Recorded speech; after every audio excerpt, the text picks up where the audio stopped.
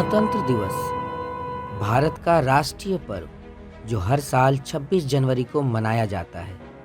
इस दिन 1950 को भारत सरकार अधिनियम एक्ट 1935 को हटाकर भारत का संविधान लागू किया गया था।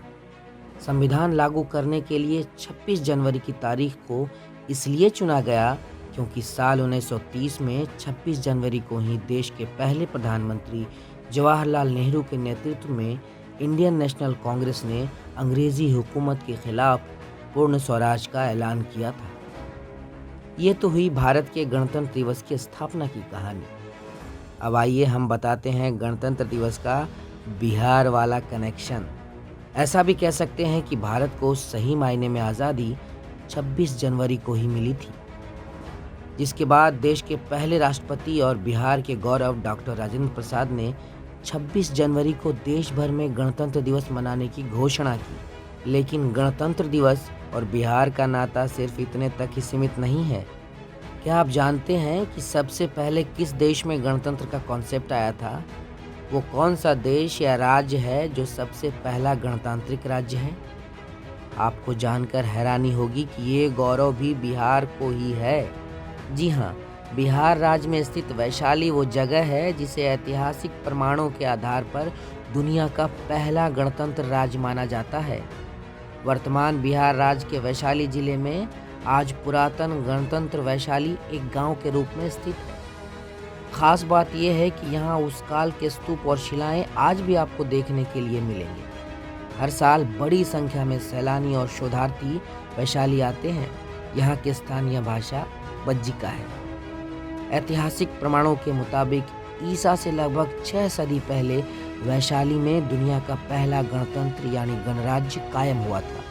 आज जो लोकतांत्रिक देशों में अपर हाउस और लोअर हाउस की प्रणाली है, जहां सांसद जनता के लिए पॉलिसी बनाते हैं, ये प्रणाली भी वैशाली गणराज्य में हुआ करती थी। अमेरिका में होने वाले चुनावों के वक्त आज हम जो प्रेसिडेंशियल डिबेट्स देखते हैं, ऐसी ही बहसें आज से लगभग 2500 साल पहले वैशाली गणराज्य में अपने नए गणनायक को चुनने के लिए होती थी।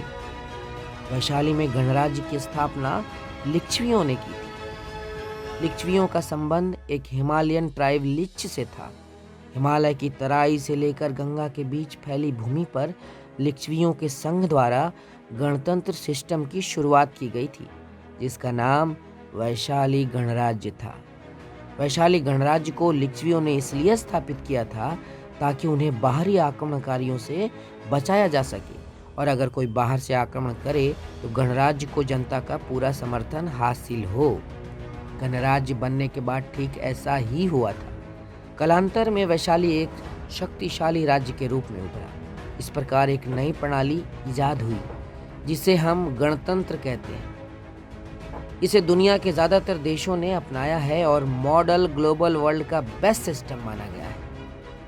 आज भारत हो या यूरोप का कोई देश या फिर अमेरिका, सब इसी सिस्टम को मानते हैं। कई इतिहासकारों का ये मानना है कि अमेरिका में जब लोकतंत्र की परिकल्पना की जा रही थी, तब वहाँ के पॉलिसी मेकर्स ने वैशाली के गणतंत्र के मॉड्यूल का ही अनुसरण किया था।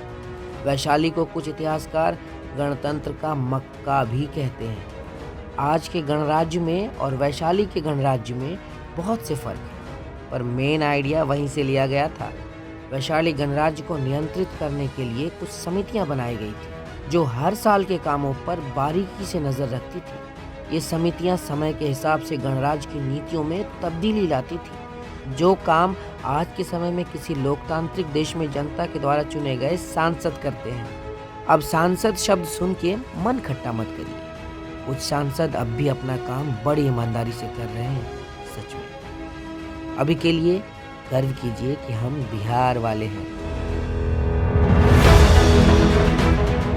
अगर आपको हमारा ये वीडियो पसंद आया हो तो इसे लाइक और हमारे चैनल बिहार वाले को सब्सक्राइब करना याद रखिएगा। आपके सहयोग से हमें हिम्मत मिलती है कि हम आगे और बेहतर करें। धन्यवाद।